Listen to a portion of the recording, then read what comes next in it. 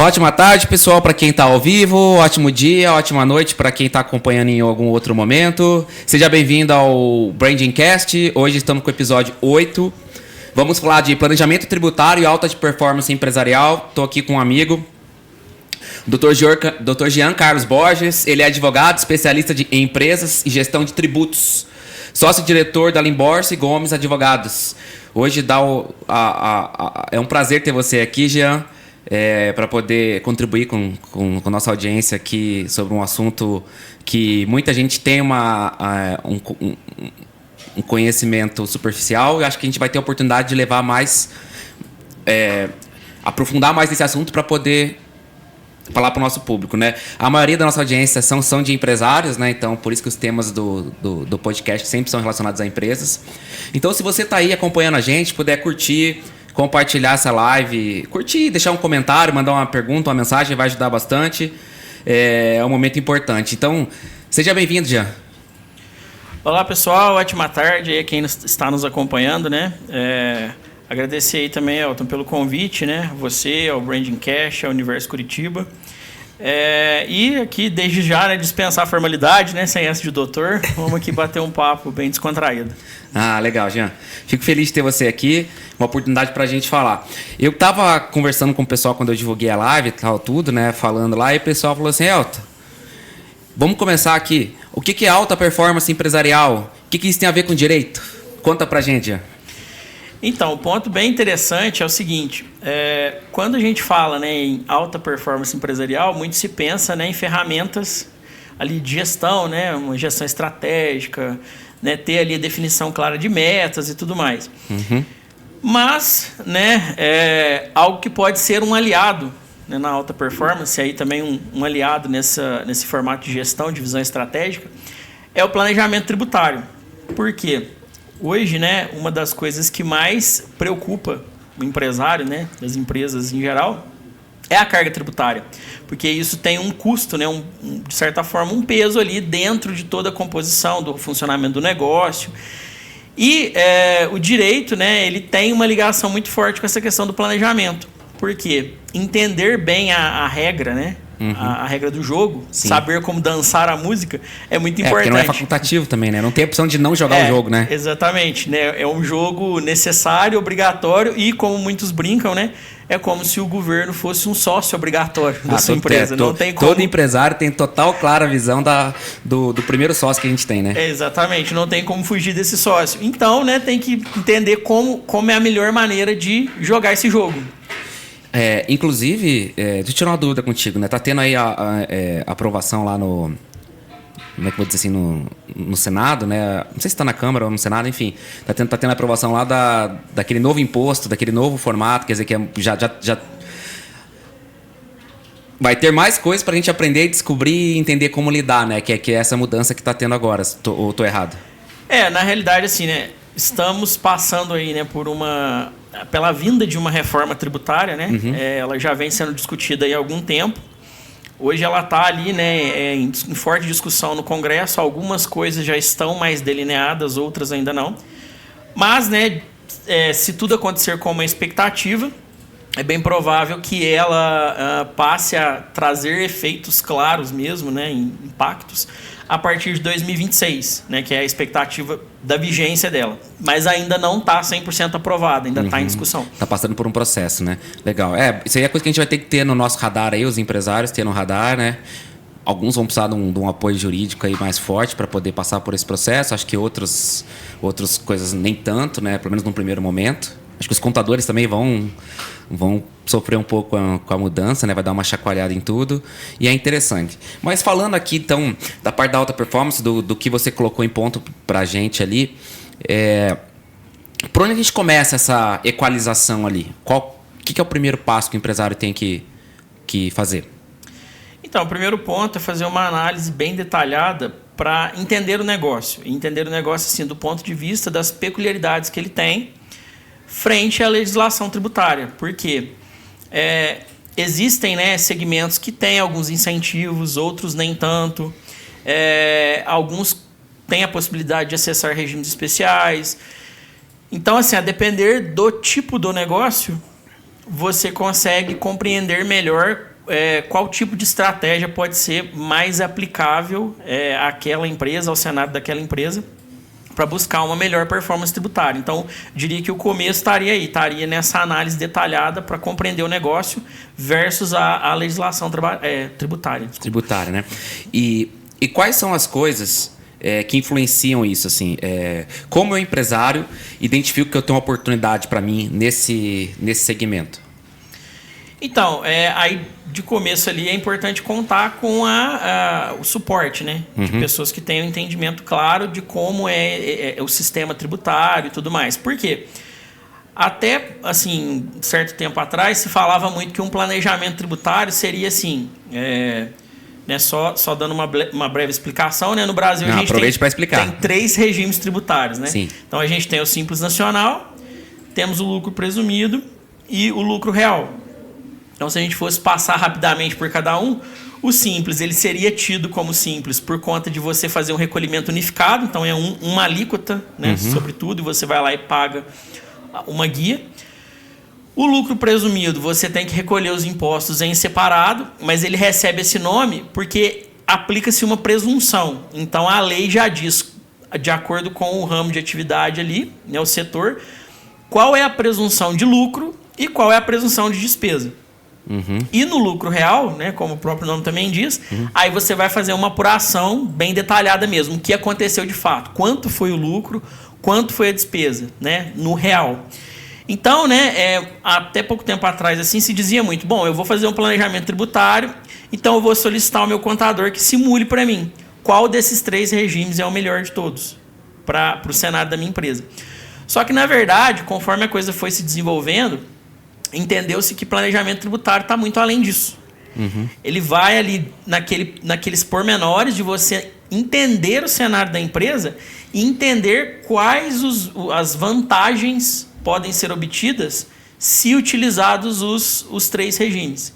E, obviamente, que isso não acontece né, diretamente em um CNPJ só, porque não é possível, mas, né, pela composição de uma estrutura societária diferenciada, por um grupo econômico, muitas das vezes, que possibilita esse grupo econômico pode ser uma hold? Ou uma coisa parecida, ou estou equivocado? Na realidade, a hold ela é muito bem-vinda nessa formação do grupo, porque ela funciona como uma gestora. Então, é como se você tivesse, né, uma empresa gestora, que é essa holding, e abaixo dela você tivesse ali a operação. Todos os CNPJs ali separados. Exatamente. E pensando assim, como benefício direto, né? Dê exemplos para a gente de benefícios que esse rearranjo ou arranjo pode impactar direto para o empresário. Assim, quais são os primeiros impactos positivos que ele tem de olhar para isso e tudo mais?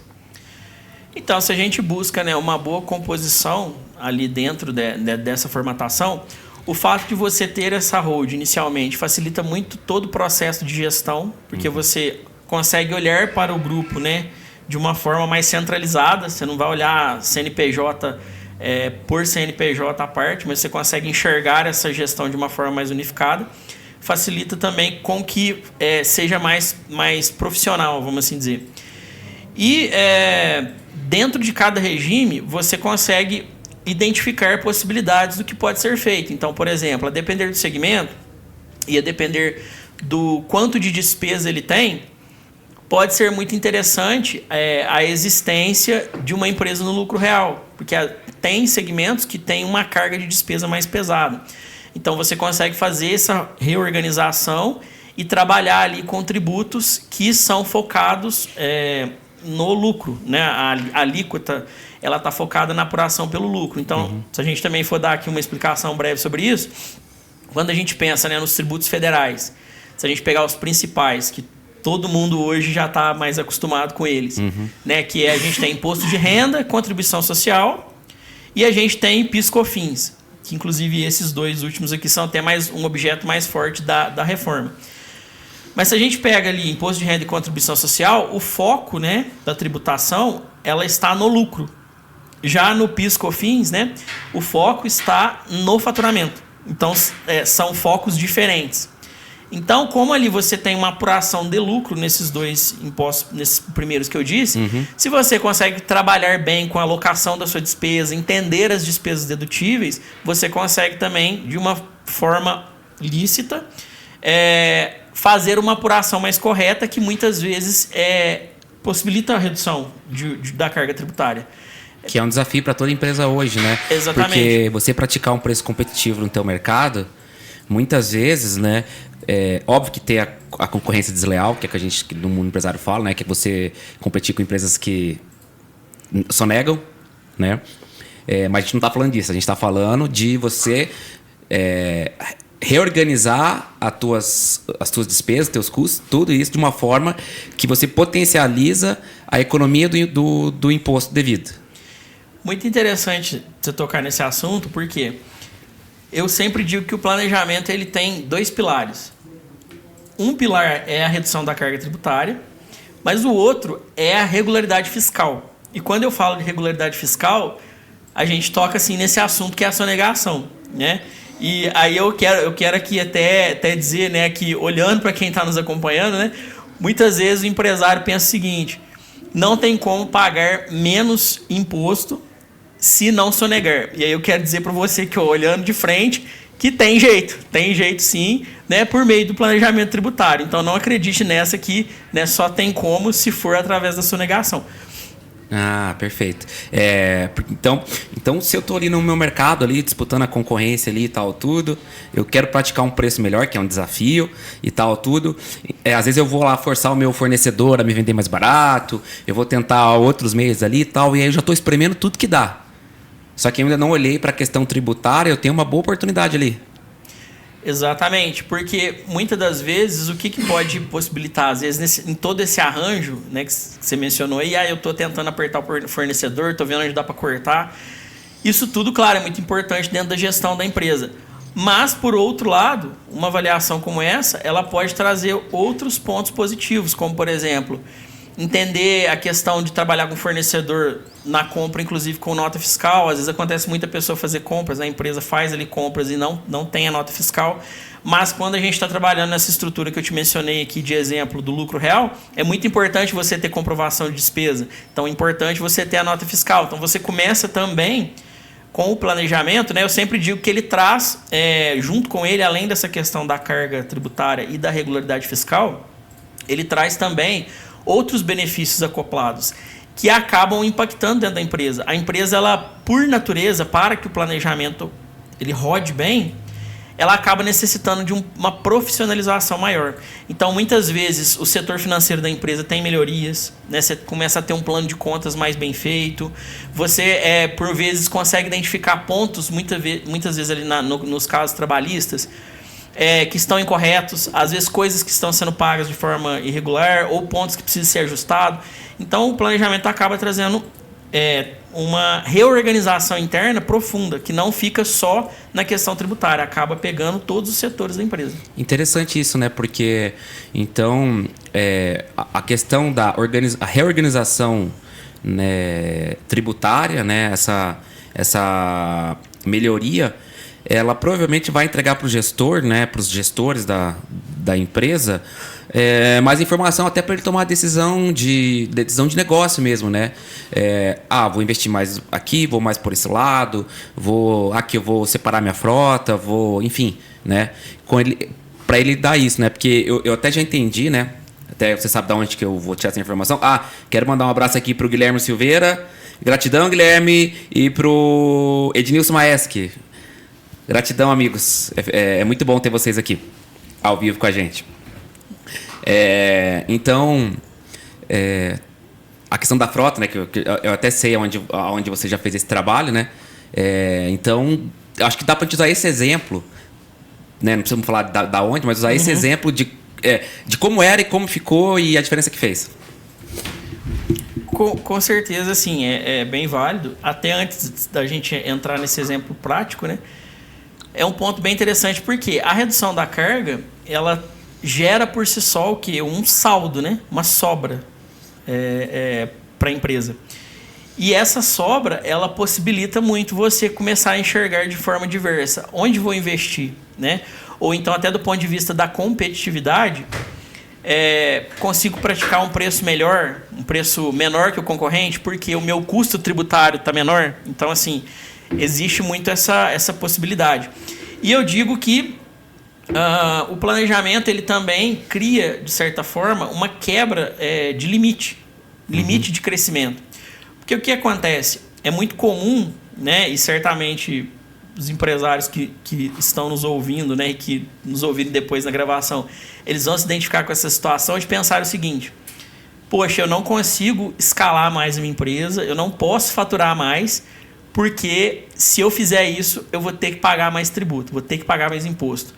Muitas vezes a pessoa ela se vê forçada a não crescer. Né, a não crescer e ter o que a gente chama assim, né, de uma receita offline, um termo mais suave aí para sonegação, né? Eu já conheço gente que tem empresário que opta por abrir mais um CNPJ no Simples. Exatamente. Aí acontece isso, ele começa a ter ele fica forçado a ter receita offline, ele fica forçado, eu vou ter que ter outra empresa no Simples para poder dividir receita e tentar manter a minha tributação menor. E aí, às vezes, vai acontecendo circunstância que ele tem que o faturamento é mais alto, que ele tem, assim, meio que ele acaba o CPF, ele não tem mais CPF para poder abrir Simples Nacional. Né? Então, o planejamento acaba por possibilitar isso também, porque aí o empresário passa a ter uma tranquilidade com relação à questão tributária, e aí ele pode olhar para o negócio e como escalar esse negócio, porque acaba aquela coisa do limite de crescimento. Agora a gente pode crescer, pode ir adiante, porque não vai ter mais esse encalço ali, esse obstáculo da questão tributária. Né? E é engraçado, né? Porque assim, estou falando de uma coisa prática, né? Funcional, técnica, mas eu acho que isso afeta o psicológico do empresário, né? Que ele fica meio angustiado com essa situação, medo, se eu crescer aqui um pouquinho a mais, já vai mudar tudo aqui, já vai me prejudicar, então melhor não. Aí ele fica assim, ele não quer passar de fase, né? Ele acaba se bloqueando, ele não quer passar de fase, porque assim, essa transição inicial de fase vai onerar ele de uma certa forma maior, né? Então, e aí ele não tendo conhecimento, né? Não tendo assessoria, ele fica mais preso ainda, né? Então, assim, pelo que eu já entendo se você tem um negócio que você já tá batendo no teto do Simples ali, tá na hora de você procurar uma consultoria especializada, né? Um advogado especializado para te ajudar a fazer essa transição, né? Porque vai sair, vai ser mais eficiente, provavelmente você vai economizar muito, né?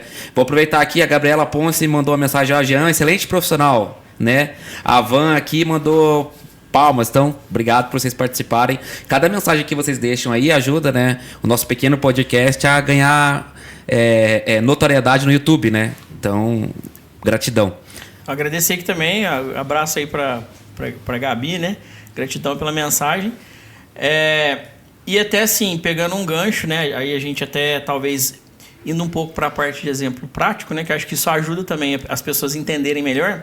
Porque assim, a verdade é que os termos que são simples para os advogados, para as outras pessoas, muitas vezes, né? Sim, com certeza, né? O famoso juridiquês, né? Às vezes ele realmente é complicado. Mas assim, o que acontece, se a gente parar para pensar, né? E até olhar para outros cases, né? Antes até falando sobre essa questão que você falou do empresário ter uma afetação psicológica, é muito comum isso acontecer. Né? Então, eu já tive muita circunstância no comecinho o cliente falar assim: nossa, tô um pouco atordoado, tá ruim para dormir, tô preocupado. Né, todo mundo aquela coisa ali, fica com medo de receber uma visita da Polícia Federal, né, 6 horas da manhã, aquela coisa toda, né? Então, e depois do planejamento, né, você vê assim também essa mudança, onde o empresário já muda, já fala assim: nossa, agora eu tô assim, dormindo tranquilo e tô focado em fazer o negócio crescer. Então, tô pronto para fazer esse negócio. Exatamente. Então, assim, só trazendo alguns exemplos aí de caso prático, né? Primeiro, para elucidar, quando a gente pega ali, né, todo mundo já ouviu falar e vai se lembrar certamente, só os bem novinhos talvez não, mas a maior parte vai se lembrar certamente que durante muito tempo a gente tinha ali, né, o sonho de valsa, né, aqueles chocolates ali. Os chocolates, isso. Todos eles eram bombons. Então ele vinha até com aquele arranjozinho ali que você puxava, todo bonitinho. Tipo balinha, né? Que você exatamente desenrola ele. E aí, de repente, eles mudaram a embalagem, né? Passou a ser aberta mesmo, assim. Aquela embalagem tipo de chocolate tradicional. Exatamente. E aí, quando você olha na identificação lá, você vê que não é mais bombom. Você vê que agora, né, se pegar lá uma embalagem do produto do sonho de valsa, você vai ver que está escrito lá que é um waffle. E aí você para e pensa assim: bom, mas eu conheci como bombom, né? Por que isso agora é um waffle? Continua sendo o mesmo... Eu como a mesma coisa. Exatamente, mas é um planejamento tributário. Por quê? Existe incentivo fiscal para o waffle que não existe para o bombom. Então, olhando para isso, né, o que eles fizeram? Eles fizeram um reenquadramento do produto para que ele passasse a ter esse benefício. Classificação de waffle e não de bombom. Não de bombom, por causa do benefício, da diferença, né? Do incentivo fiscal. Assim, é a mesma coisa, né? Se a gente pega ali McDonald's. Todo mundo ali adora a casquinha do McDonald's. Sim. Só que, não sei se você sabia, né? Mas aquela casquinha não é sorvete. Né? Ela não é classificada como sorvete. Você tá maluco. Não é sorvete. E por que isso? Também planejamento tributário. Sorvete tem uma tributação maior do que o que eles chamam de sobremesa láctea. Então, a sobremesa láctea, né, que é como se enquadra a casquinha do McDonald's, ela tem um custo tributário menor. Então, eles fizeram essa reenquadração do produto para, né, naturalmente, ter um custo tributário menor. E se a gente pensar ainda falando do McDonald's, mas isso nem só o McDonald's, né, mas todos aí essas empresas de fast food que vendem combos, você já reparou o seguinte? Se você for lá, falar assim, eu vou comprar só o sanduíche. É tipo assim, R$28. Sim. Nossa, mas se eu for comprar o combo é 35. Mas como que acrescentando, né? Refrigerante, batata... Que se vender separado é 12, 10, né? Fica tão barato assim, né? E só o sanduíche fica ali 28. Mas por que isso acontece? Porque a empresa ela tem também a possibilidade de fazer a reclassificação de preço conforme venda. Se você pegar o cupom fiscal do McDonald's, você vai ver que lá não está descrito que você comprou um combo. Certo. Está assim, combo R$35. Os produtos separados. Está escrito lá, sanduíche, refrigerante, batata. Tá. E por que eles fazem dessa forma? Como eles têm... Porque toda empresa tem autonomia para definir seu preço. Claro. Então ele vira e fala assim, só o sanduíche é R$28. Mas se você comprar junto com a batata e o refri, vai para 35, né? Uma condição comercial legal, diferente. Só que se você olhar lá, como fica a composição do preço quando você compra o combo, você percebe que o preço do sanduíche não é os mesmos 28 que se você comprasse ele sozinho. E por que isso acontece? Porque refrigerante, ele tem um tratamento fiscal diferente do sanduíche. Perfeito. Então, na hora que eu faço esse ajuste ali dentro, para mim, inclusive, é mais interessante eu falar que o refrigerante custou mais. Porque eu uso mais incentivo. Paga menos imposto no refrigerante. Exatamente. Ao passo que se você quiser só o sanduíche, para mim não compensa muito vender só o sanduíche. Então eu jogo o preço mais acima para que você, na visão do combo, você fale, eu vou levar o combo porque, mais vantajoso. Agora falando do meu lado do negócio, né? Quando você vende o combo, né? Quando você considera o combo no teu portfólio de produtos e serviços, a ideia é que aquele preço que pareça ser caro, se você começa a entender ele como uma vantagem. Não, é vantagem eu comprar 3. É melhor. Então você para de achar que aquele produto é caro, que aquele lanche é caro, que aquela coisa é cara, e começa a olhar para a vantagem que vai ter se você comprar o combo. Então, sim, é uma transformação psicológica, né, de percepção do consumidor através da estratégia do combo. Então, quer dizer, ele combina uma estratégia de marketing e Gestalt até totalmente poderosa com uma questão tributária também. Então, assim, eles unem as duas coisas para poder... E aí, para você ver que como as coisas elas sempre se interligam, é um momento onde você vê claramente essa estratégia de marketing fazendo a diferença no resultado tributário. Então, assim, é uma coisa interligada à outra. Sim. Né? Então, e aí, assim, tem vários outros exemplos, como questão de cosmético e produto de higiene. Tem circunstâncias que, às vezes, a empresa ela vai trabalhar a composição do produto para ele ser classificado como produto de higiene, porque produto de higiene tem incentivo, cosmético não. Que interessante. Então, assim, isso tudo está dentro de planejamento tributário. Você vai fazendo uma análise profunda de acordo com o ramo de atividade e você entende o que eu posso fazer aqui de forma lícita que eu vou ter uma carga tributária menor. Interessante. Eu tenho duas curiosidades agora para falar sobre isso. Eu vou só mandar aqui um recado aqui. A Roberta Fontes mandou assim, o Jean arrasa, também concordo, já sei disso há um bom tempo. E a Luísa Santana também. Oi, Lu. Obrigado. Mandou aqui que tem 2 profissionais de sucesso, né? Então, gratidão aí por vocês estarem acompanhando a gente. Jean, eu fiquei com 2 curiosidades agora. Primeiro, como é que o advogado sabe tudo isso, assim, de todas essas classificações? Como é que vocês fazem para entender isso? E se você sabe a história de por que é feito assim no Brasil? Então, respondendo a primeira pergunta, o que acontece? Todos os produtos hoje existentes no Brasil, inclusive assim, na forma mais detalhada possível, um item, né? Então, um componente que você precisa para uma fabricação. Todos esses produtos, todos esses itens, eles possuem uma classificação, né, chamada NCM. Então, um código. Cada item tem um código. Como se fosse um KENAI, né? Só que de produto. Como se fosse isso. Então, como ele tem essa classificação é vinculada à forma que ele terá um tratamento fiscal. Então, por exemplo, acaba sendo um pouco complexo porque cada estado tem o seu regulamento de ICMS, né? Que é o imposto relacionado à questão estadual. Uhum. E aí não envolve aqueles federais que a gente falou. Certo.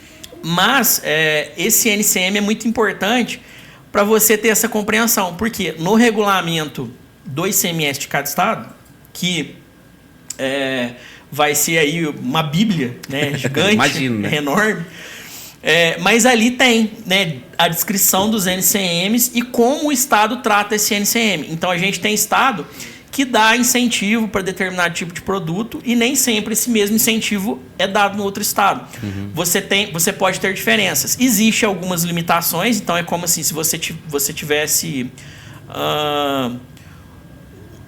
entre aspas, um órgão regulador, então você tem ali, né, um órgão regulador que ele determina alguns limites que são aprovados nacionalmente. E aí todo estado ele pode trabalhar dentro daqueles limites. Sim. Mas ele pode dar incentivos diferentes. Então, o Paraná pode dar um incentivo, Minas pode dar outro incentivo. Uhum. Por isso que a gente vê muitas vezes se falar o seguinte: se eu quero trabalhar com venda e-commerce, Minas, Espírito Santo, eles têm ali um incentivo diferenciado para quem trabalha com isso lá. Uhum. Eu quero tentar benefício de importação, redução de custo de importação. Santa Catarina tem, Alagoas tem. Então aí você vai começando a enxergar também para onde você pode direcionar. Isso também faz parte do planejamento. Por quê? Entender se... eu tenho uma operação de e-commerce. Nossa, essa operação de e-commerce pode ficar interessante em Minas, pode custar menos em Minas. Então pode ser interessante ter essa interface. Eu tenho muita importação. Hoje eu estou importando pelo Porto X. Pelo Porto Y fica melhor. Uhum. Então eu faço essa adequação. Então tudo isso também até ouvi falar de um caso de importar lá em, acho que é Rondônia, entra por lá, né, a importação que era muito mais barato do que o do estado. E eu nem sei como é que faz para entrar por lá. Tem não também sei, não sei qual que é o... Bem, você vai saber, né? Tem também essa possibilidade, né? Mas é que assim, hoje a gente tem uma importação muito forte no Brasil, que é chegada por container navio. Né? Nos então portos aí você depende marítimos. Um pouco das áreas portuárias. Aí você tem lugares interessantes, como Santa Catarina, como Alagoas. Alagoas agora até está dando bastante incentivo. Acho que é o motivo de Santa Catarina ter desenvolvido tanto ali, principalmente a região costeira ali, né, das praias, ter desenvolvido tanto, né? Sim, porque ali realmente tem uma concentração muito forte, né? A parte ali portuária, né? Tem uma concentração muito forte. Então, isso com certeza contribuiu bastante.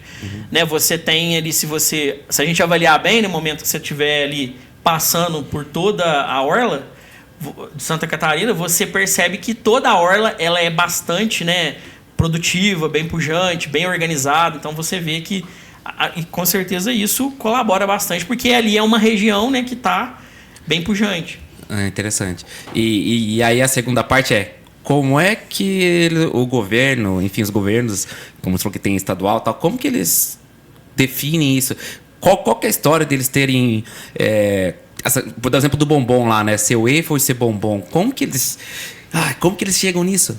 Então, aí é o seguinte, no nosso sistema tributário, né, nós temos uma divisão que ela, digamos, ela vai em 3 níveis. Então, a gente tem o nível federal, tem o nível estadual e tem o nível municipal. Então, se a gente for só falar rapidamente assim, para as pessoas familiarizarem mais, por quê? Porque cada um desses níveis tem uma responsabilidade relacionada ao tipo do tributo. Então, se a gente pegar os mais conhecidos, imposto de renda, contribuição social, PIS/COFINS, isso são tributos de responsabilidade federal. Agora, os mais famosos do estado, ICMS e PVA, todo mundo conhece muito. Vamos pôr também o ITCMD, né, que é doação ou de morte, para transferência de propriedade. Esses também são bem conhecidos. E se a gente vai para o município, né, a gente tem o ISS, que é o Imposto sobre Serviço, o ITBI, que é quando você tem transmissão de imóveis entre pessoas vivas, e o IPTU, que é voltado para imóveis, né? Então, aí você já nota uma organização, uma subdivisão ali interna, onde você enxerga o seguinte: se for propriedade... Eu enxergo uma enorme pirâmide. Mas se for propriedade, é da prefeitura, né, do município. Se for veículo, aí já é do Estado, o imposto é do Estado. Se for venda entre vivos... Até porque a propriedade, o imóvel, não vai sair de uma cidade para outra, né? Não. O veículo O veículo, sim. Então, assim, você vai tendo essa... Aí, se for uma compra e venda, transmissão entre vivos, entre pessoas vivas, aí o ITBI é do município. Mas se for doação ou depois que a pessoa morreu, né, vai transferir a herança, aí já é o ITCMD... Que é aquele que faz no inventário, né? Exatamente. Aí esse já é do Estado. Então, você vai tendo ali algumas divisões. Serviço é município, produto é Estado. Então, você vai tendo essa organização. E depois, lá em cima, aí você tem os que estão voltados para faturamento e para lucro. Porque todos esses outros que estão abaixo, eles consideram muito assim a operação. Então, fiz uma venda, é o valor daquela venda, o custo. Que é o que eles falam no Brasil da tributação sobre o consumo. Exatamente.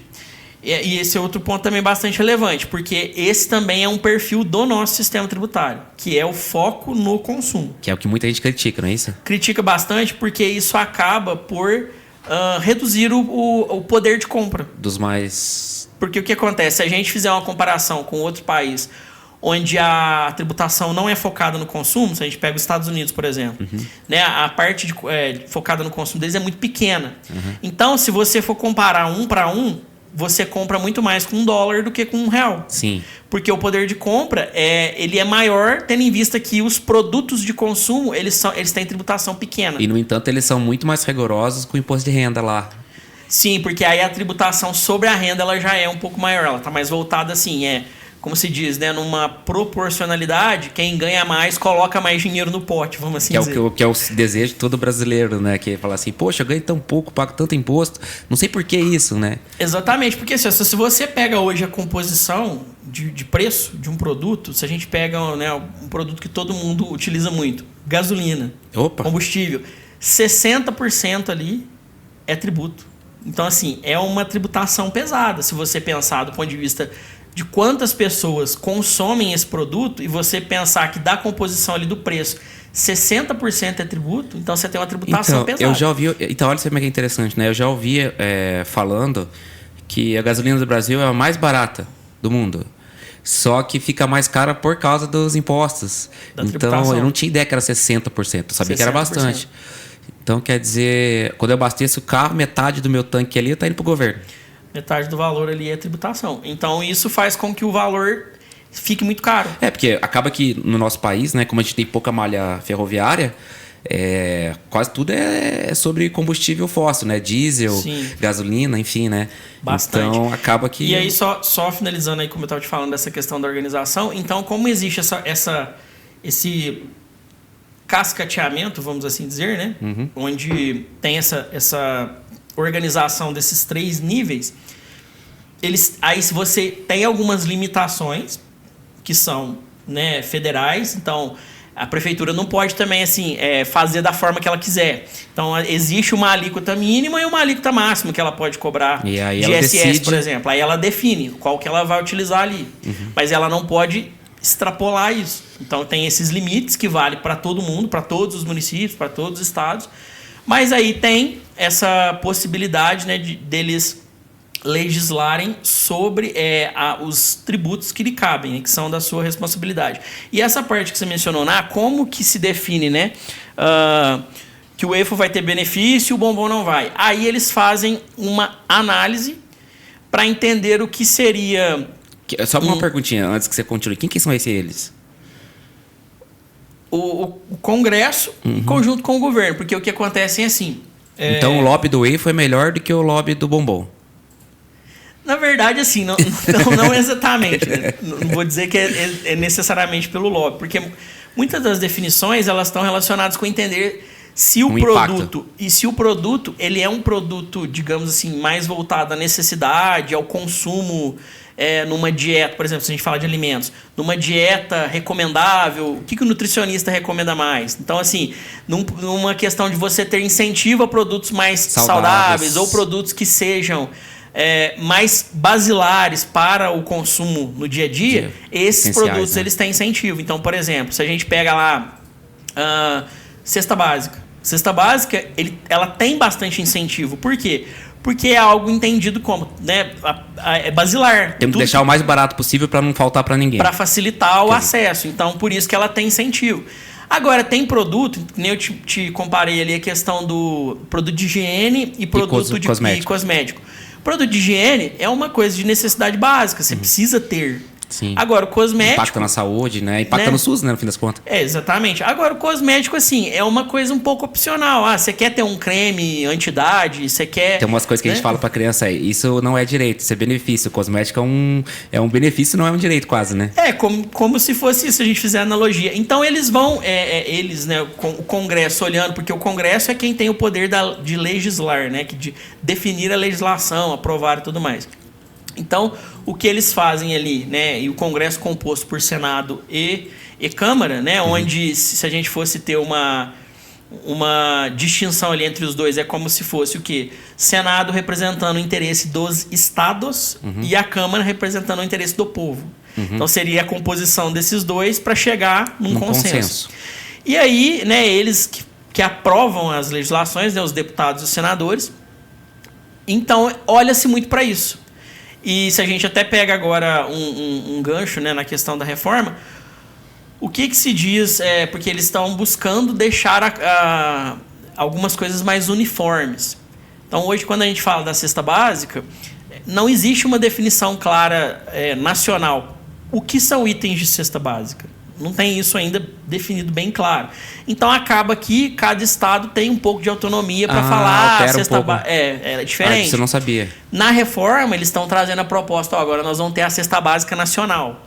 Vamos falar para todo mundo como é que quais são os itens que valem, que vão ter os incentivos, etc. Então, tudo está muito relacionado com isso, com olhar o que seria, né, a necessidade social, produtos que precisam ter facilidade de acesso e produtos que não tanto. Então, por exemplo, se a gente pega lá a questão do sorvete, bebida láctea, seria mais ou menos isso. A sobremesa láctea ali, né, que envolve questão do leite e tal, ela seria algo mais voltado para laticínio, entre aspas. Então seria mais essencial do que um doce. O sorvete seria ali um doce, uma sobremesa comum. E inclusive, vai te impactar na tua diabetes. Né? Pode inclusive considerar isso. Né?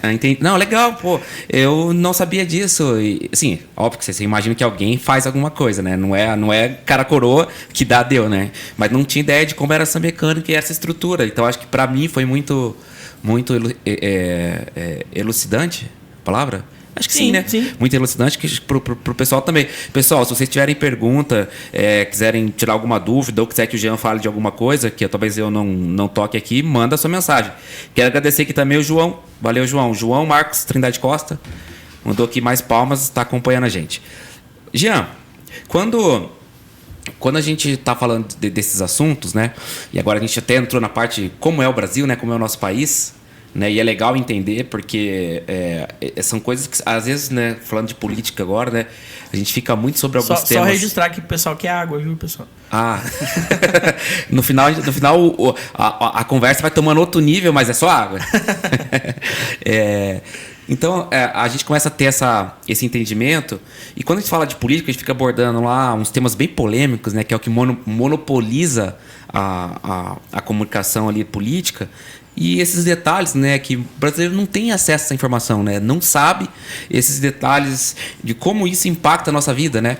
E eu tenho uma dor, né, que eu mesmo, acho que talvez, eu não sei se advogado, o pessoal da área de direito tem, sei que outras áreas têm, como área médica, área odontológica, área de saúde mental, enfim, algumas áreas, que é a questão do imposto sobre o serviço, né, porque... do meu ponto de vista, né, Eu acho que o jeito que é tributado uma empresa que vende produtos e o jeito que é tributado um profissional liberal, eu vejo de uma forma muito injusta, né? Que eu penso assim, pô, um profissional liberal, o dia tem quantas horas? 24 horas. Ele vai dormir 8.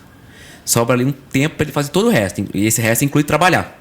Vai chegar uma hora que ele atinge um teto ali. Ele não consegue multiplicar aquela produção dele mais. Pô, posso trabalhar, vai dar um exemplo, 8 horas por dia. É o que eu posso. Eu tenho família, eu tenho casa para cuidar, enfim, tem tudo. 8 horas por dia você trabalha, as outras horas você vai cuidar da sua vida e tudo mais. E aí, essa proporção de porcentagem de imposto que esse profissional liberal paga, eu acho muito alta comparado com um cara que vende produtos. Ele pode vender 1 milhão de produtos no dia, né? Enquanto o cara só vai poder trabalhar 8 horas. Então vamos dizer assim, se o produto se o que ele trabalha consome 1 hora para fazer cada um, ele consegue fazer 8 por dia. O outro consegue vender 1.000. Se o cara tiver 100 lojas, ele vende 1 milhão. Então ele escala infinitamente. E o profissional liberal não consegue escalar isso. E hoje você vê muito profissional liberal tentando buscar meios de escalar o seu produto, seu serviço. Muitas vezes, com o advento da internet, ele transformou isso num infoproduto, que é um curso, que é enfim, né, que é uma mentoria e tal. Então, assim, eu tenho essa visão e eu queria ver se você consegue me ajudar a entender por que isso. Por que a gente tem essa visão, né, que a gente olha e fala assim, nossa, mas eu chego aqui, eu bato no meu teto, meu imposto é tão grande e eu não consigo escalar mais. Você consegue me ajudar a entender isso? Então, se a gente pegar ali o sistema por si só, né, muito vai se olhar e dizer mesmo que assim, ele não seria tão justo. Até desse ponto mesmo que nós falamos agora mesmo. Uhum. No sentido do foco no consumo. Porque isso realmente dificulta muito, né, o dia a dia das pessoas. Eles poderiam ter acesso a muitas outras coisas que acabam não tendo por conta do peso da tributação nos produtos. Mas pensando assim nessa comparação, né, entre o profissional liberal e às vezes ali aqueles que trabalham com uma estrutura maior, tem ali uma cadeia de produção e tudo mais, eu diria assim que se busca às vezes fazer possibilitar algumas melhorias. Então, se a gente pega a criação do MEI, por exemplo, a criação do MEI foi ali uma forma de tentar trazer algumas pessoas que trabalham sozinhas para uma formalidade e, ao mesmo tempo, possibilitar que isso fosse feito de uma forma com custo reduzido. Então, se você pega hoje aí, né, um MEI que pode ter um faturamento até ali 81 mil no ano, ele consegue trabalhar dentro desse faturamento, né, com um custo tributário bem baixo, porque ele tem o pagamento ali mensal de uma guia, que eu não me recordo agora exatamente, mas é ali na faixa de R$60, mais ou menos. É fixo, né? Fixo, não tem variação.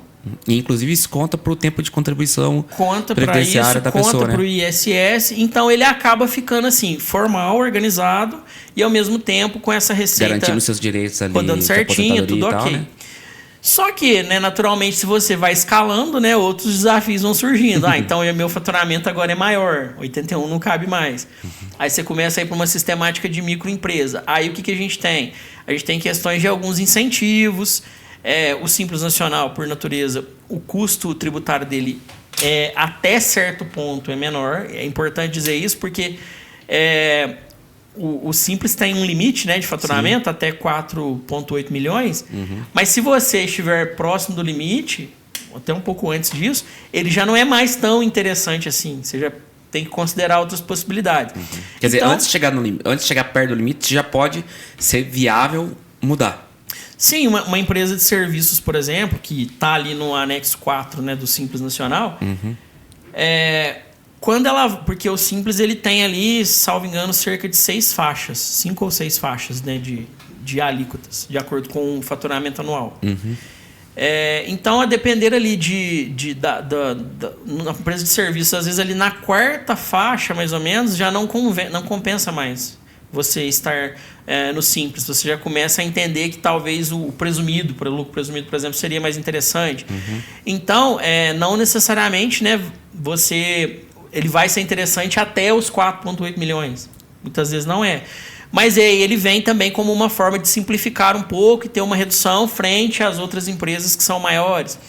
Então, assim, busca-se no sistema criar alguns mecanismos digamos assim, de equidade, de uma forma a tentar ajustar essas diferenças, essa discrepância.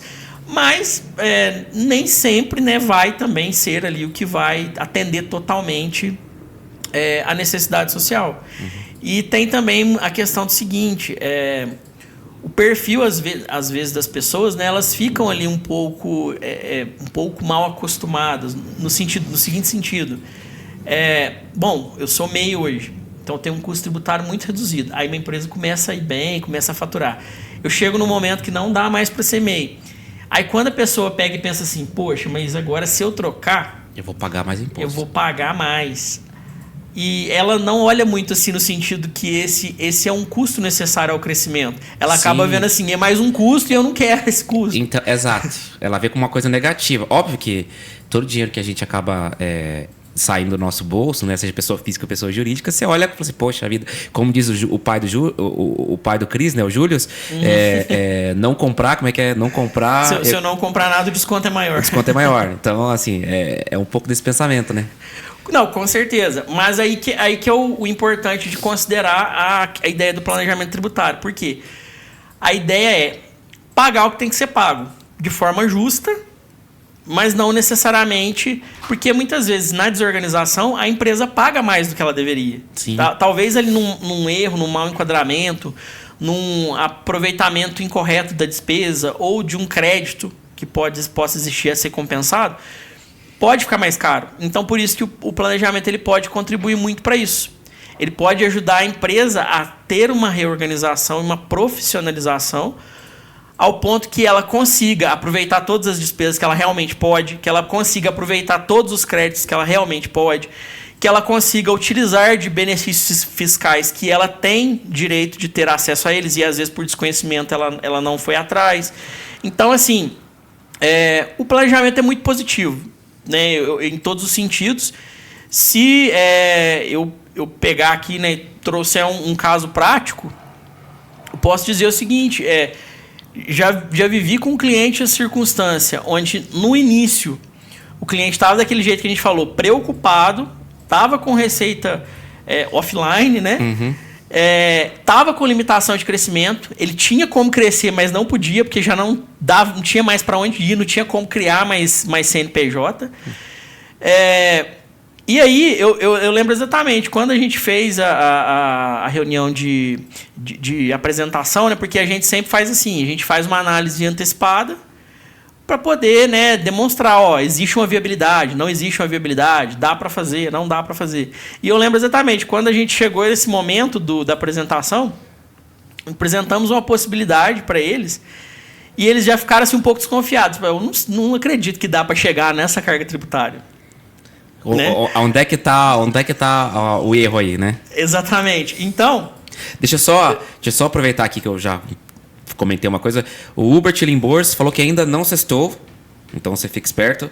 O Nicolas Limborso falou que essa pauta é muito relevante. Então, gratidão aí por vocês terem participado. É um prazer ter vocês aqui na nossa audiência, inclusive. Também agradeço aí, pessoal, que está acompanhando. E, né, é isso aí. Todo mundo acompanhando junto aqui. A hora que acabar o podcast, aí todo mundo pode cestar. Mas então, assim, voltando aí pro case que eu estava mencionando contigo, né? Então ele estava todo nessa questão e aí quando a gente apresentou, ele falou assim, não tem como fazer isso que vocês estão falando aí. Aí o que a gente falou foi o seguinte, dá um voto de confiança. Dá um voto de confiança. A gente tem um pouquinho de experiência, alguns aninhos do mercado aí, né? E vamos para cima. E aí o que aconteceu? Num resumo básico, né?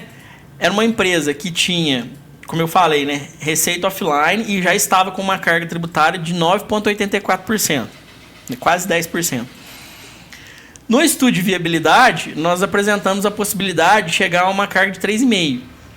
Então, assim, você já tinha uma diferença ali, vamos colocar de 6%, para arredondar.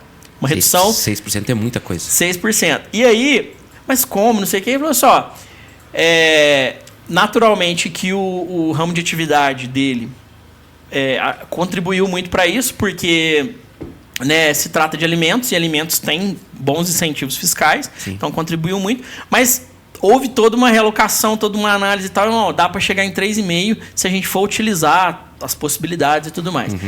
Aí ele ficou um pouco na dúvida e falou assim, eu vou pagar para ver, vamos lá. Pô, porque a diferença é gritante, né? Exatamente. A gente entende assim, quando a gente fala de 5% de um valor de um faturamento, de produto e tal, tudo já começa a ser considerável.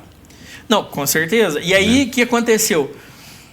Começamos a fazer o trabalho de implantação, fazer as modificações, a reestruturação, né? Vou ser sincero que não é um processo simples, porque ele é gradativo, tem que ser devagar. São muitas possibilidades, e faz né? Tem que medir todas, profundas, né? Na empresa. Então, a empresa está acostumada com uma forma operacional, então aquilo muda. Então, naturalmente, que não dá para dizer que é simples, mas é muito válido. Porque aí, o que aconteceu? Começamos a implantação, fomos fazendo as modificações, fomos fazendo de forma gradativa, fase por fase, né? Não dá para você implantar todo o projeto de uma vez só. Então, fomos fazendo por fase e tal. Quando a gente chegou no final, colocou a cereja do bolo aqui, ó. Só terminamos esse processo. Isso, acabou aqui o projeto. Implantamos 100% do que estava projetado. E aí, naturalmente, ao executar a implantação, você também vai ali identificando algumas outras coisas, né? Que o estudo prévio, ele traz uma estimativa, mas depois você vai aprofundando mais. E aí, fomos aprofundando mais, algumas coisas a gente foi ajustando, vendo que dava para fazer. Quando chegou essa cereja do bolo, nós entregamos uma carga tributária de 1,44. 1,44. Metade 50% a mais do que vocês tinham prometido. Exatamente. E aí, né, o cliente hoje certamente está muito feliz, porque assim, isso possibilitou para ele uma performance fantástica, com 100% da receita declarada, com dinheiro para investir, sem esse teto de crescimento. Então, depois que ele fez todo esse processo de implantação, ele já começou a abrir braços da empresa. A empresa já foi olhar para outros ramos de atividade que eram interligados com dela, ver parcerias. Então, assim, eles próprios dizem, né, que foi assim, uma mudança tão grande, tão considerável, que acabou, assim, não tem mais teto, não tem limite. Não, então, o impacto psicológico, eu voltando lá no impacto psicológico da segurança do empresário. O empresário falou assim, agora eu posso voar. Exatamente. Porque aí, quando ele olhava para o Simples Nacional, tinha que pensar assim, nossa, Simples Nacional tem um limite de 4,8 milhões e eu não posso atingir esses 4,8 porque aí fica caro, não vale a pena, então eu tenho que ir picando em outro CNPJ para tentar manter interessante. Aí eu virei para ele e falei assim, ó, agora você tem, porque ele tem empresa que está no real e empresa que está no presumido. Eu falei assim, ó, agora, na do presumido, tua preocupação é 78 milhões. E na do real não tem preocupação. Vamos embora, entendeu? Então, assim, é um case muito relevante, né? Para nós também é um case muito especial. Não, tipo, o índice, né? A proporção ali de que é uma coisa que eu falo, né, com a Oster, né, eu falo assim, criar marcas de alto valor, aquela marca que gera benefícios para todo mundo envolvido na cadeia da empresa, né, então, o sócio, aí, pô, quando você sai de uma taxa ali de 10, 12, 15, sei lá, e cai para 1%, meu Deus, né, é um jeito de você conseguir vender mais barato para o teu cliente, né, sem impactar a tua margem de lucro, né, que hoje a gente fala, né? A empresa dá lucro real, né? O lucro mesmo, né? Que é dinheiro no caixa ali. Lucro é muito difícil, né? Então, é um desafio para a maioria dos empresários. Então, esse ganho, né? Isso agrega muito valor para o dia a dia da empresa, né? Porque ali você vai poder investir, talvez...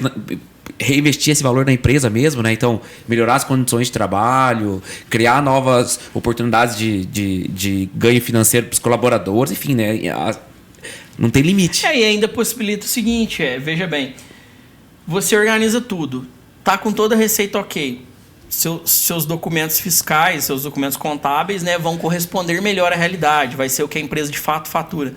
Quando você chega lá no banco, você precisa de um empréstimo, você precisa de um crédito, sim. O que o gerente fala para você? Fala assim, me dá os documentos contábeis da empresa para eu ver o quanto de crédito eu posso te dar. Sim. Por quê? Porque aqueles são os documentos oficiais. E hoje em dia eles são mais exigentes ainda com isso, né? Mais com do que era antes o gerente, quebra meu galho aí. Hoje em dia o gerente põe no sistema lá, o sistema não deixa de jeito nenhum. Exatamente, não tem essa. Então, assim, se você traz para dentro essa receita, fica a coisa mais, né, bem transparente, Você leva um balanço lá e aí o gerente fala assim, ó, muito bom, né? Você tem aqui esse faturamento e eu consigo chegar ao seu crédito.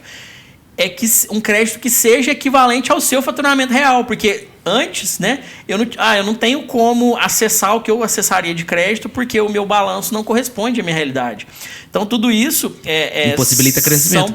São pontos importantes, impossibilita, porque às vezes a empresa pode acessar créditos interessantes para ela fazer investimentos a longo prazo, né, por exemplo. Até usar as linhas de incentivo do governo e tudo mais, né? Porque eles também levam isso em consideração, o teu faturamento, né? Então, sim.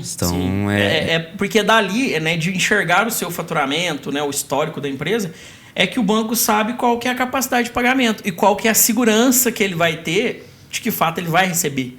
Né? Então, é fundamental ele analisar isso. Então, isso contribui muito também para a empresa acessar mais limites de crédito. Incrível, incrível, né? Então, olha só, pessoal, a gente está falando de questão de planejamento tributário, né, e ver como isso respinga, né, positivamente em todos os braços da empresa, né? A gente tem o exemplo de aliar o marketing com o tributário, quer dizer, criou duas vantagens competitivas ao mesmo momento. Está falando aqui da organização, da possibilidade de você ter uma linha de crédito maior e com juros menores. E voltando assim para essa área, qual que é o maior desafio? Não, estou falando errado. Como empresário, ele vai identificar que é o momento dele olhar para isso. A gente falou ali da questão dele estar chegando perto do limite lá, tal. Essa é uma. Tem mais momentos que ele olha para isso e fala assim, não, eu preciso dar atenção nisso. É agora a hora que eu dou atenção nisso. Para ser bem sincero, eu diria assim que desde o início é necessário ter essa preocupação. É a mesma coisa que eu falo do brand, né? Desde o início é necessário. Por óbvio que no comecinho ali, como eu estava te falando aqui, né, você vai ter ali alguns pontos de organização, mas se a gente pegar, né, numa escala e comparar, a gente consegue enxergar que o planejamento ele vai permear a nossa vida, né, essa parte tributária, desde o começo. Por quê? Se eu resolvi empreender, vou começar um negócio pequeno, se eu começo por um MEI, eu preciso olhar para essa questão tributária, eu preciso entender que vai chegar um momento de virada que eu vou ter que ir para outro regime, que eu vou ter um custo um pouquinho maior, que é o custo do meu crescimento. Eu vou ter que ir entendendo como trabalhar isso conforme o meu negócio foi escalando. Então, meu negócio está crescendo, eu sou uma microempresa, então é uma circunstância. Não, agora eu sou uma empresa de pequeno porte. Então, assim, isso tudo ali é importante da pessoa ir considerando desde o começo, porque aí ela vai crescendo de uma forma organizada. De forma que, para ela, já vai ser muito natural pensar o seguinte, vou expandir o negócio, vou fazer uma avaliação de como isso vai causar um impacto tributário e qual é a melhor maneira de eu fazer.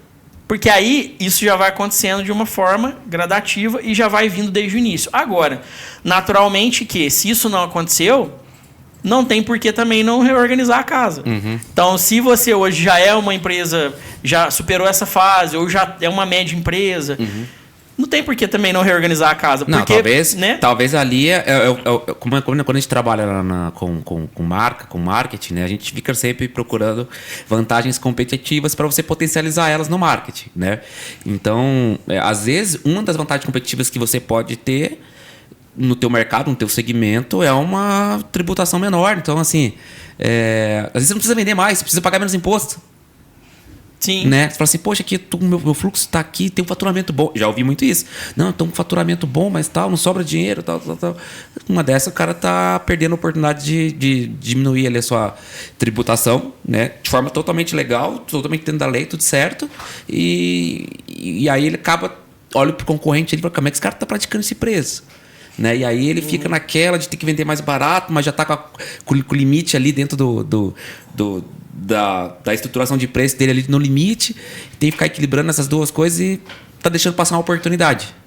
Exatamente, porque aí esse que é o ponto. Então, assim, esteja a empresa no momento em que ela estiver, é muito importante ela olhar para isso, porque se ela não aproveitou, e aí, assim, né, existe a circunstância, que às vezes até as pessoas confundem um pouco, né? É importante fazer essa distinção.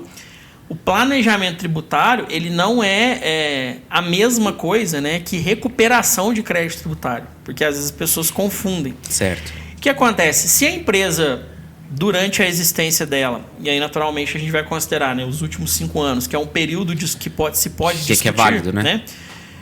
Então, se nos últimos 5 anos a empresa teve circunstâncias em que ela pagou indevidamente, pagou a mais, ela tem direito a ser ressarcida? Tem.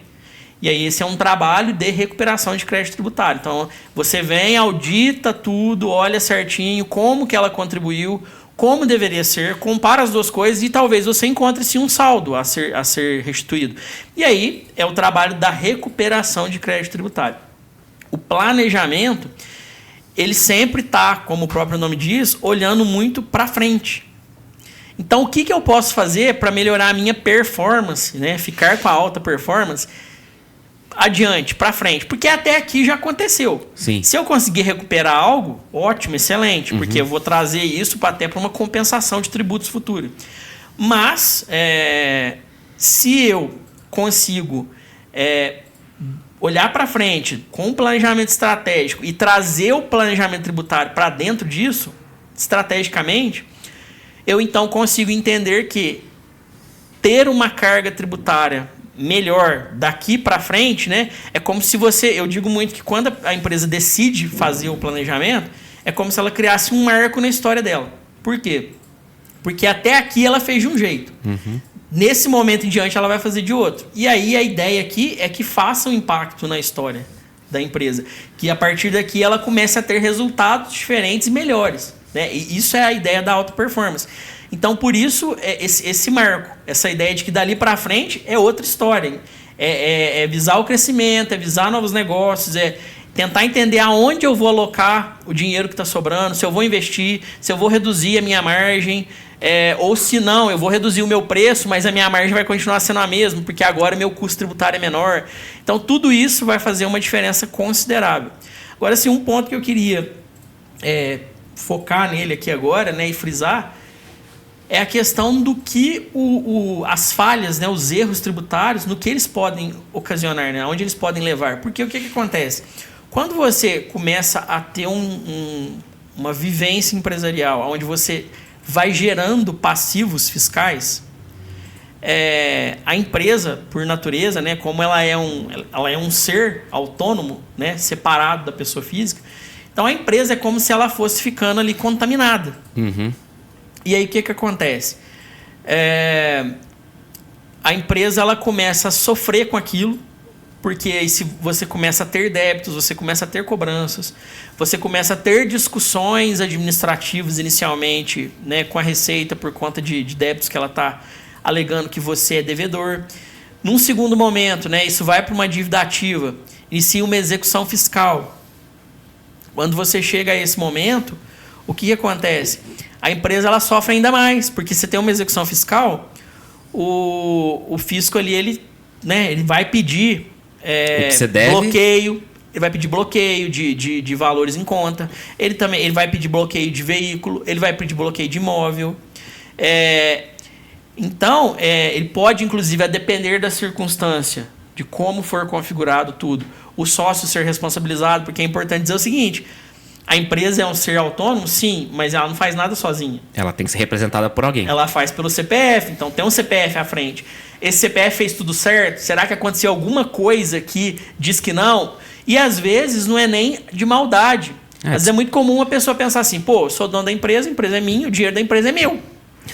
E aí eu vou pegar o boleto da escola do meu filho e vou pagar na conta da empresa. Mas eu posso te falar que tem um momento que isso acontece muito forte, é quando a empresa passa por momentos financeiros difíceis.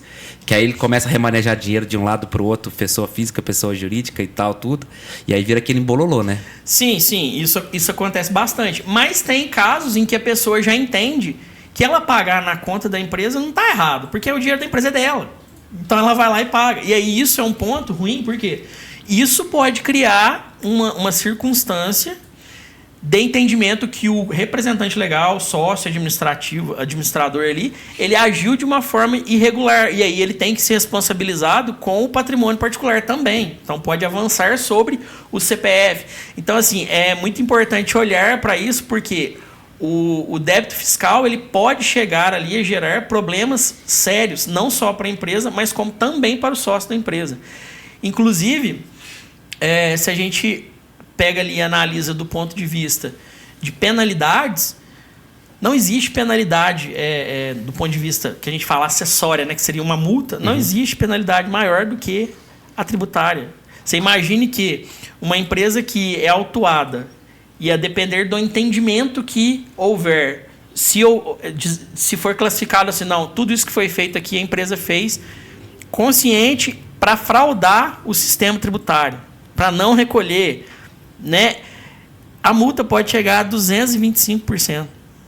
Então, 225% total é mais que o dobro do próprio valor originário. Então, assim, se você deve 100 mil, você pode ter uma cobrança de 225 mil só de multa. Então, assim, é realmente muito pesado. Só de multa. Só de multa. Você vai pagar os 100 mil mais... 225% de multa pode chegar a isso. Então, é muito pesado. Aí, para por aí? Não, por quê? Porque sonegação é considerado crime fiscal. Então, a pessoa pode ser indiciada, pode ter um inquérito... Sim. Pode ter prisão. Então, assim, sonegação é algo pesado, que pode gerar reflexo bastante pesado. Pode acontecer de inviabilizar a empresa, pode acontecer do sócio ser responsabilizado e ter que responder com o patrimônio particular dele. Então, imagine se a pessoa construiu um patrimônio particular ao longo da vida, porque ela foi ali batalhando, foi, né, escalando a empresa. E aí ela construiu um patrimônio dela com aquilo que ela foi ganhando. E aí ela tem que responder com esse patrimônio particular por conta disso. Sim. E a legislação, né, ela dá muitas prerrogativas ao fisco. Então, se você tem uma discussão com a Receita Federal, administrativa ainda, a Receita te autuou e falou assim, ó... Rapaziada, se eu falar pra vocês que... Caiu. Mas pode tocar que tá gravando. Tá gravando, né? Então, pessoal, eu só vou deixar um corte aqui, depois a gente vê isso lá. Nesse momento, estamos aqui, mas não estamos aí. Então, assim que daqui a pouco volta e, enfim, nosso papo vai continuar terminando gravado aqui, tá? Tivemos um problema de conexão aí na região aqui, então estamos em stand-by. Mas então, né, continuando, se você tem ali uma discussão a ponto ainda administrativo com a Receita Federal, ela vem e fala assim, ó, você, né, fez tal ato irregular, tem aqui um débito.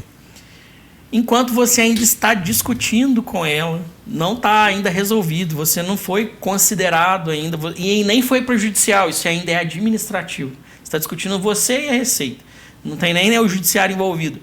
Ela já tem a prerrogativa de fazer arrolamento de todos os seus bens. Então, ela cria como se fosse assim, uma garantia prévia enquanto você ainda está discutindo. Nossa. Então, assim, é bastante...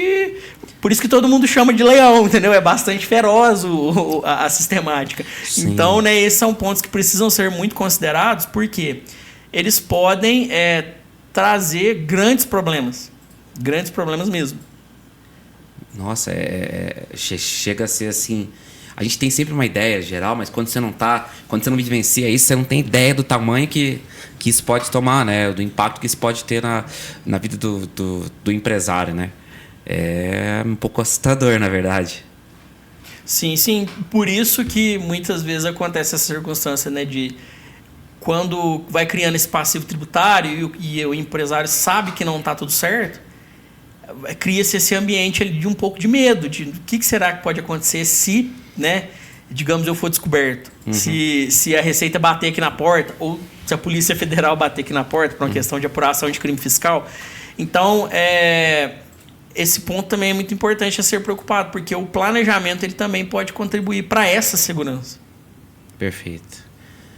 Pô, legal, Jean. A gente está encaminhando aqui com a nossa conversa. Eu sei que a gente tem bastante profissionais liberais assistindo a gente, né? E a gente falou dessa questão da tributação. Tem alguma coisa específica para esse público que é um jeito deles lidarem melhor com isso? Alguma coisa que eles têm que ter atenção, igual a gente está falando aí agora e tal, tudo? Como que a gente consegue ajudar eles? Então, o profissional liberal, né, autônomo, é importante ele ter esse olhar desde o momento em que ele está operando pela pessoa física. Por quê? Existem ali algumas possibilidades, como a gente até falou daquela questão do crescimento da empresa, existem algumas possibilidades que precisam ser verificadas, né, pelo profissional liberal quando ele ainda está explorando a atividade da pessoa física, para que ele entenda até que ponto compensa seguir pela pessoa física e ele entender o momento de virada, onde não vai compensar mais seguir pela pessoa física. Então, por exemplo, se você, né, for um profissional liberal e você fizer a sua declaração com recebimentos pelo seu CPF, você fica sujeito à tabela progressiva do imposto de renda da pessoa física. Então você tem lá, né, aquela tabela que inicia em 7,5% e vai até 27,5%. Aí o que acontece? 27,5%, né, é muito pesado. Se a gente pensar até numa sistemática onde a pessoa trabalha isso dentro de uma PJ, ela fica mais interessante. Não vai chegar a 27,5%. Então, o que acontece? É importante ele ter um acompanhamento de como ele está faturando no mês. Depois ele vai entender na composição lá do imposto de renda, né, no momento que ele tiver que fazer lá a sua declaração. Ele, né, ele pode trabalhar com livro caixa, né, a legislação permite isso para o profissional liberal. Então ele pode trabalhar com livro caixa e existem despesas trabalhadas dentro do livro que pode possibilitar que ele fique numa margem interessante, talvez nessa inicial do 7,5% e tudo mais. E aí, a partir do momento que o faturamento foi crescendo, aí ele pode buscar se direcionar. Aí é importante dizer que no caso dos profissionais liberais, como, por exemplo, advogado, médico, dentista, né, esses tipos de profissão, eles não podem ser MEI. Sim. Tem profissionais liberais que podem, como, por exemplo, manicure, ou a pessoa que faz serviço administrativo, tipo digitador, essas coisas, tem lá as classificações. Sim. Aí pode. Então, aí depende muito também da atividade da pessoa. Se ela enquadrar como MEI, a partir do momento ali que ficou interessante, ela pode se direcionar para o MEI. Ou talvez até no começo mesmo, porque o custo realmente ele é baixo, interessante, né? É muito baixo. O MEI é uma coisa muito legal para fomentar o empreendedorismo brasileiro, né? Sim. Agora, se não for uma atividade contemplada, aí a pessoa, né, vai ter que se direcionar para um CNPJ convencional mesmo. E aí vai iniciar ali como uma microempresa, que é interessante também mencionar, né, que tem algumas possibilidades de ter suporte, como também utilizado o Sebrae, né, para ter acesso ali a algumas informações e algum suporte para não ficar ali, né, sem norte.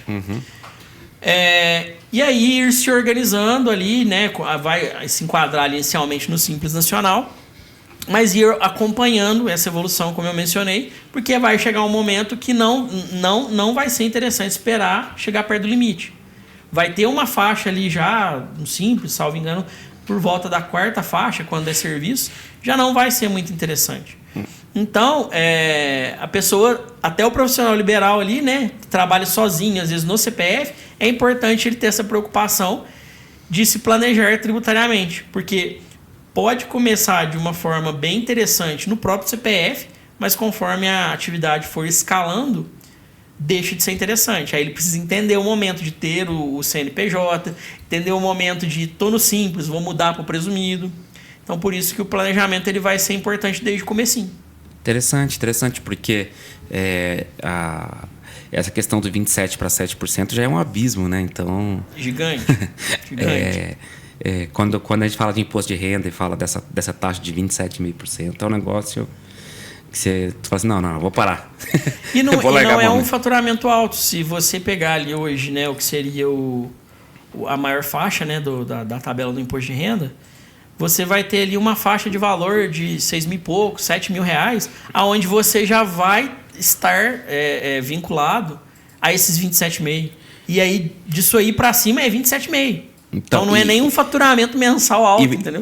E vamos considerar uma coisa, né? A gente tá falando de Curitiba, né?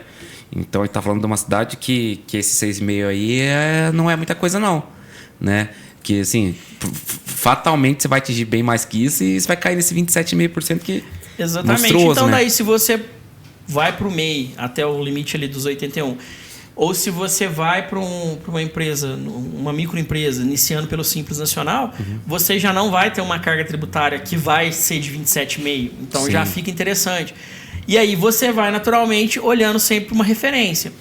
Então, ó, se na pessoa física eu tinha como ficar ali em 7,5%, depois a segunda faixa já é 15%, aí já pode não ficar tão interessante, eu já vou pro simples, por exemplo. Ah, tô ali no simples, aí eu tô vendo ali como é que tá a minha performance, eu tô vendo ali que eu tô na terceira, quarta faixa. Eu já tô ficando ali numa faixa que, comparando com o presumido, já começa a ficar interessante eu virar. Ah, então agora eu vou virar pro presumido.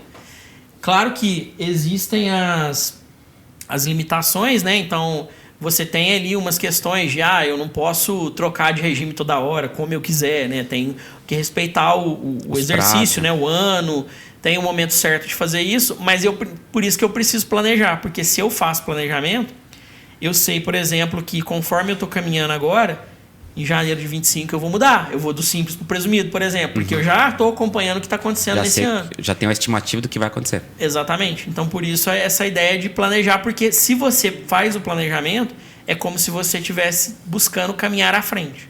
Se você não faz, é uma coisa meio deixar a vida me levar. Você vai vivendo o que vai acontecendo. E é uma coisa que eu falo relacionando às marcas, né? Se você não sabe para onde ir, se você não se posiciona, pode ficar tranquilo que o mercado vai posicionar e vai levar você para um lugar. Garanto que não vai ser o melhor lugar que você querer ir. Inclusive né,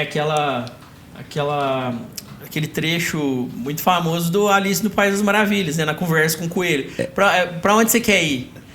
Não sei. Então, se você não sabe qual que é o caminho certo, você não precisa que eu te fale qual caminho você segue. Exatamente, né? E às vezes a gente fica postergando algumas coisas e a gente acaba pecando nisso. Bem, Jean, estamos chegando aqui nos minutos finais da nossa conversa, né? A gente está offline, a gente já sabe, e tal, tudo. Então, hoje, dessa vez, eu vou pular aqui os pedidos finais de perguntas, que vai ficar só entre nós aqui por enquanto. A gente deixou de falar alguma coisa que precisava ser dito, eu deixei de perguntar alguma coisa, porque às vezes, né, a gente vai estendendo a conversa, acaba deixando de falar alguma coisa, tá? Estamos pendentes com alguma coisa? Eu vejo assim que foi bem completa a nossa conversa. É claro assim, que se a gente fosse falar nos pormenores, a gente levaria, né, muito tempo. Uhum. Mas assim, um recado final que eu queria deixar aqui, né, até pra galera que vai assistir depois, é o seguinte: é muito importante pensar no planejamento como uma forma de ferramenta de gestão que pode trazer a alta performance da empresa. E, sobretudo, não existe razões para esperar. Então, pensar assim, em 2026 vem uma reforma e vai mudar a regra do jogo. Beleza, se a regra mudar, né, o que existe a grande possibilidade, aproveita o que dá para aproveitar até lá. Né? Então, assim, até 2026... tem muito chão aí para percorrer. Né? E às vezes, se você consegue se reorganizar e apurar uma economia, seja R$10 mil, 20, 30, 50, nós estamos falando aí de possibilidade de fazer isso por 12 meses. Né? Até mais, né? Porque a gente está na metade de 2024 ainda, conhecendo como as coisas funcionam no nosso país. Esse 26 pode virar 27, pode virar 28, pode virar 29. Né? Então não é difícil isso acontecer. Então a reforma não é motivo para esperar. Né? Como se diz, o tempo está passando e a hora é agora. A hora é agora. Pô, legal, Jean. Muito bom a gente poder falar disso, né? Para fazer aqui a etapa final do nosso podcast, como aqui a gente é o Branding Cast, né? Eu sempre tenho essa brincadeirinha do nome aí. Queria perguntar para você aqui, quais são suas marcas favoritas, Jean?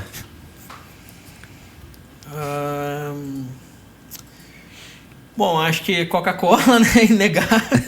sou adepto de uma Coca-Cola. McDonald's, né? Eu acho bem legal. Acho que também talvez seja... Uma proposta de serviço deles é muito legal, né? A disponibilidade é o que mais impacta, né? É bem interessante.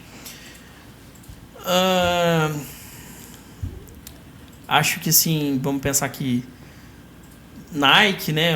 Também uma marca legal, tem uma referência, um trabalho bem atrativo. Se eu pensar aqui também do ponto de vista de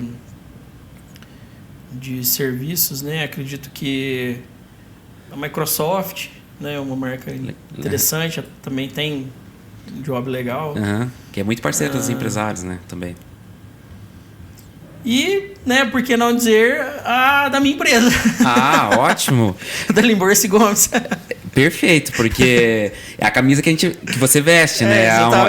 É o nome que você carrega. Então fala um pouquinho dela pra gente, conta aí pro pessoal o que ela faz, aonde ela tá, para todo mundo saber direitinho. Bom, né, a Limborso Gomes é um escritório de advocacia, né? Nós temos a sede, né, nossa origem, né, é Minas Gerais. Então, temos hoje lá a nossa matriz, né, em Varginha. Todo mundo certamente já ouviu falar por causa do ET. E depois nós tivemos aí uma expansão, né? Eu queria dizer que se é uma empresa mineira, com certeza ela é muito boa. Ah, gratidão. Eu concordo. Sou suspeito, mas concordo. Né? Porque como bom mineiro, né, não teria como negar isso. Mas aí depois a gente teve ali uma expansão, né, para São Paulo, São José dos Campos. Posteriormente, também viemos para cá, né, para o Paraná, para Curitiba.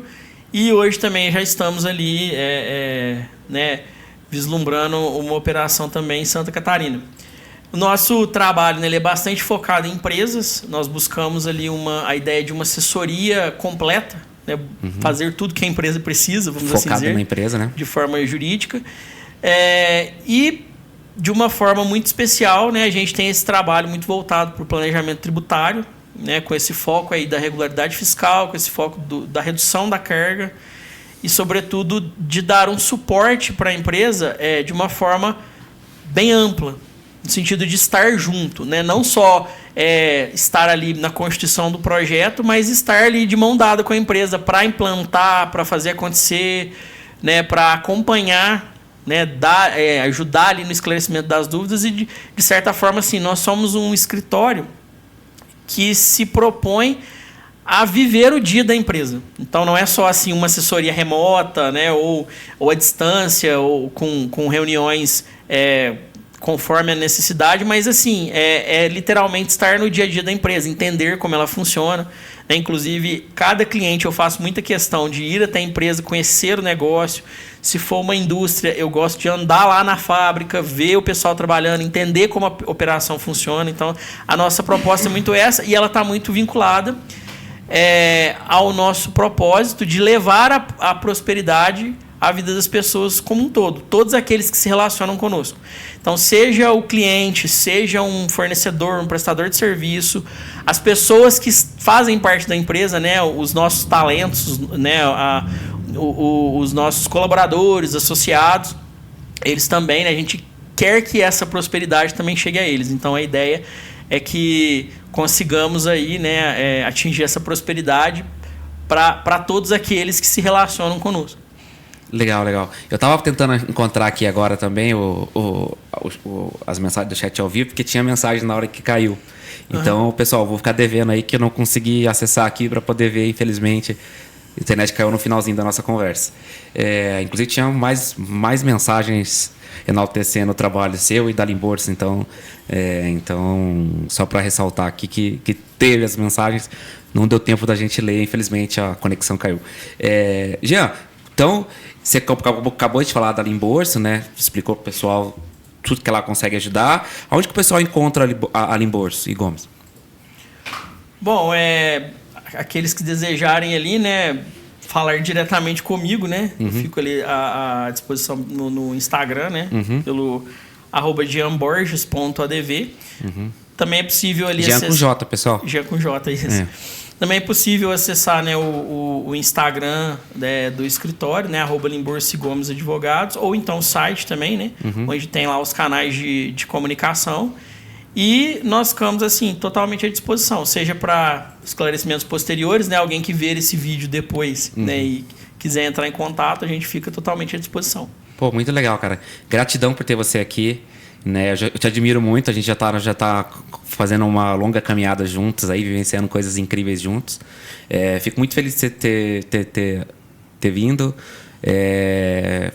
Eu já sei um pouco, mas aprendi muito aqui com você, mais uma vez aprendendo com você. Então, isso é muito legal. Espero que tenha ajudado aí também o pessoal com conteúdo relevante para o universo do empresário, que é o nosso foco aqui, né? Até hoje estava conversando, né? Mas você não vai falar só de marca? Eu falei, não. Falar de marca, né? Falar de brand, né? Que é o foco do podcast, é falar do dia a dia da empresa, né? Da cultura. Uma coisa que você falou que para mim é super importante, né? Você entender qual é o impacto que o teu produto, que a tua empresa, que o teu serviço gera na vida das pessoas. Quando você entende O resultado do que você está vendendo é que você começa a achar os melhores caminhos, seja para crescer, seja para se valorizar, enfim, né? E eu já conhecendo a Alimborsa, que já conheço de algum tempo através de você vê claramente que esse crescimento que vocês têm, nessa expansão que vocês estão tendo de área de atuação, enfim, de tudo, é proveniente dessa cultura, desse entendimento, dessa evolução da empresa, né? Eu sempre falo, né? Você citou também, né? O ganha-ganha, aquela coisa toda, né? Então, é muito legal ter você aqui, ter a Alimborsa e Gomes aqui sendo representada por você. Fico muito feliz desse momento. Então, queria te agradecer. Eu agradeço também imensamente o convite. Né, foi um bate-papo super gostoso aqui. O tempo passou voando, né? Nem percebi. A nossa 1h30 aqui é quando é tchum. Então, assim... Fico também imensamente agradecido e também fico à disposição, né? Quando quiser que eu volte. Provavelmente vão ter assuntos aí nessa área, porque essa área nunca para, né? Então, fico feliz. Pessoal, quero agradecer a todo mundo que participou aqui ao vivo, né? A gente teve uma audiência considerável ali pro tamanho do nosso podcast. Muita participação, muita mensagem, muitas visualizações ao vivo. É um prazer muito grande poder contar com vocês aqui, né? Então... Pode mandar esse podcast para alguém, compartilha se você achar legal, achar que o que agrega aqui para algum empresário que você conheça, manda ele para alguém. Tem o nosso Instagram também lá, o BrandingCast. Você pode engajar lá também, a gente vai ficar muito feliz com a sua participação. Estamos começando a nossa jornada digital aqui. Meu filho me disse outro dia, papai, se você faz vídeo para o YouTube, você é youtuber. Então, descobri que eu sou youtuber. Então, eu quero agradecer a todo mundo. Pessoal, então hoje a gente fica por aqui. Gratidão pela audiência de todos. Valeu!